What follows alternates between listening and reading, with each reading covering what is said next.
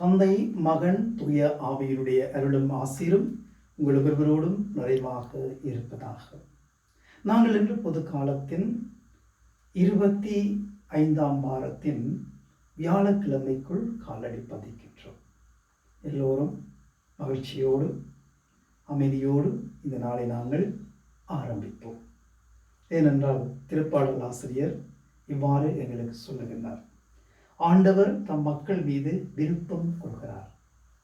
பாருங்கள், ஆண்டவர் தம் மக்கள் மீது, எங்கள் மீது விருப்பம் கொள்ளுகின்றார். எதற்காக?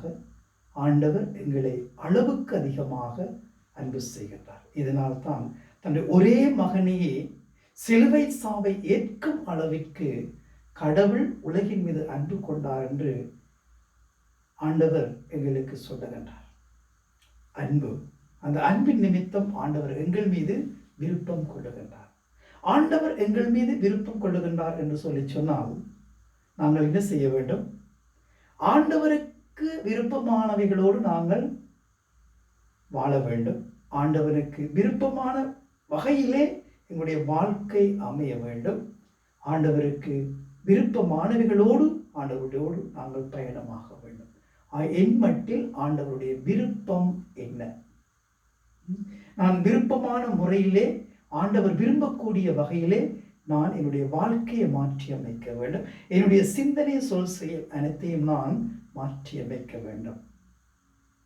ஆண்டவர் என் மீது விருப்பம் கொள்கிறார், நான் ஆண்டவர் மீது விருப்பம் கொள்கின்றேன். ஆண்டவர் விரும்பக்கூடிய வகையிலே என்னுடைய வாழ்க்கை அமைய வேண்டும்.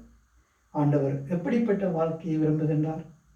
அன்பு நிறைந்த வாழ்க்கையை விரும்புகின்றார், அமைதி நிறைந்த வாழ்க்கையை விரும்புகின்றார், ஒற்றுமை நிறைந்த வாழ்க்கையை விரும்புகின்றார், மகிழ்ச்சியான வாழ்க்கையை விரும்புகின்றார், எல்லோரும் ஒன்றுபட்டு செயற்பட வேண்டும் என்ற வாழ்க்கையை விரும்புகின்றார்.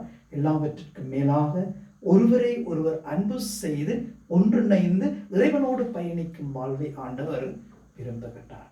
ஆகவே நாங்கள் ஆண்டவருக்குரியவர்கள், ஆண்டவருக்குரிய முறையோடு, ஆழமான சப வாழ்க்கையோடு, ஆன்மீக வாழ்க்கையோடு, இறை வார்த்தைகளோடு ஆண்டவருக்கு விருப்பமான வகையிலே எங்களுடைய வாழ்க்கையை வாழ முன்வருவோம். அன்னைமறை மூலமாக இறைவனுக்கு விருப்பமான பிள்ளைகளாக உருமாற்றப் பெறுவோம். எல்லாம் வல்ல இறைவன் தந்தை, மகன், தூய ஆவிகள் அனைவரையும் நிறைவாக ஆசீர்வதிப்பாராக.